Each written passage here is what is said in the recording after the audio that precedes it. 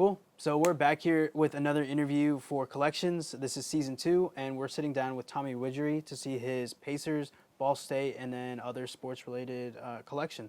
So how are you doing, man? Good. Thanks for having me. Yeah, dude, we're really excited to see your collection.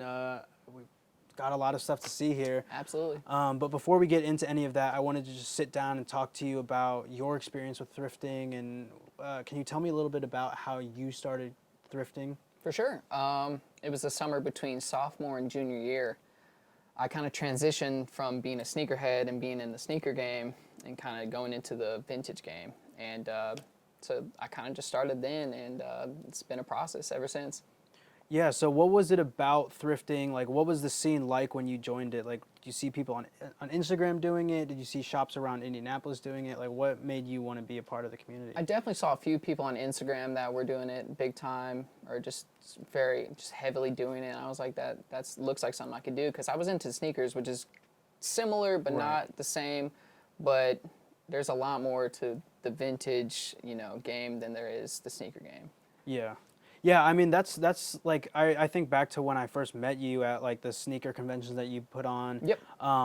It's very similar. Like, you would have these events that would happen, and you'd go and buy, sell, trade your shoes, and then, I mean, that's kind of what we do with clothes. We buy, sell, and trade them. Yeah. And, I mean, they were both, like, two communities that kind of have a lot in common. You see a lot of people at these sneaker shows selling vintage clothes, and vintage clothes, you'll have a convention that sells sneakers. So it does have a lot of, like crossover there. But Definitely.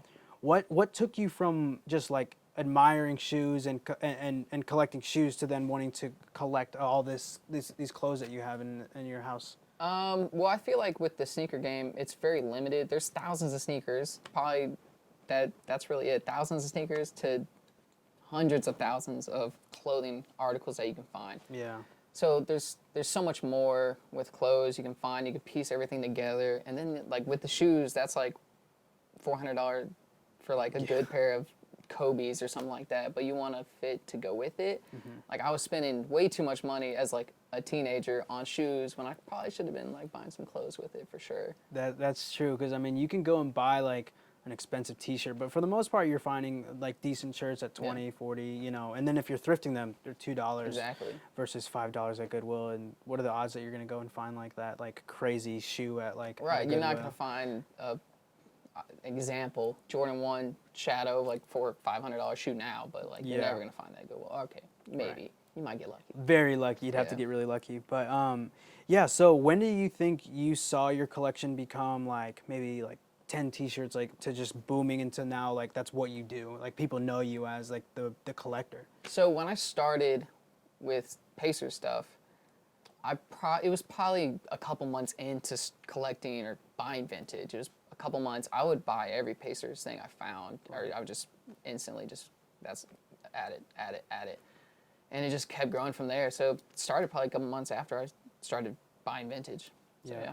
So, I mean, you have a lot of stuff that you sell here. I know that you sell online. You've gotten, I would say, pretty famous, at least in Indianapolis and around Indiana, for doing your your filler bag sales and also doing the mystery boxes. Yeah.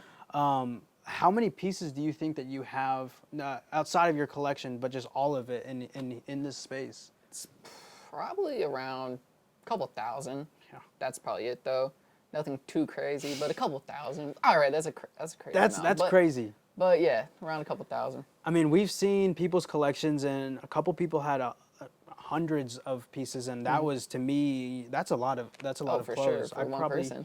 Yeah, I'd probably have like 200 tops if I were to piece together everything. So to even be in the range of about 1,000, that is a lot of pieces, and we'll show you guys all of those in some B-roll or in the interview with you, seeing your collection. That'll be great. But how would you say the community has helped you in building your collection? Like, what is that like, being able to interact with people online on social media here in Indianapolis and just at the Goodwills that you thrift at? There's a lot of people and a lot of shop owners around here that will always hit me when they find a good Pacers piece, and they'll just hit my DM, send me the picture, and then it's a quick transaction after that, honestly. But yeah, like Aaron, Naptown Thrift, Bailey, Vintage Culture, Indy's Finest. I forget his name. I forget a lot of names, so sorry if I missed your name. Yeah. Carson. There's Vintage Vibe Lou down in Louisville. I buy a lot of Pacers off him.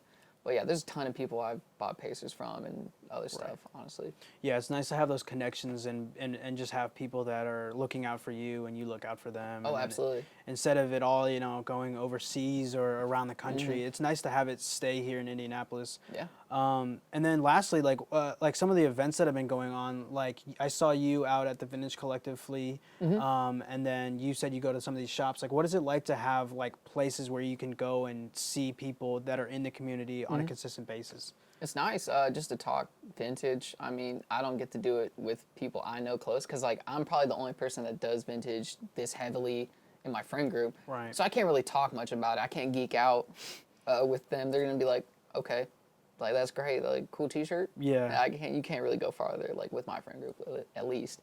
But, like, with other people, or you go to a store, like, I can chop it up for, like, hours on vintage, for sure. And geek easily. out about the pieces. Exactly. Yeah.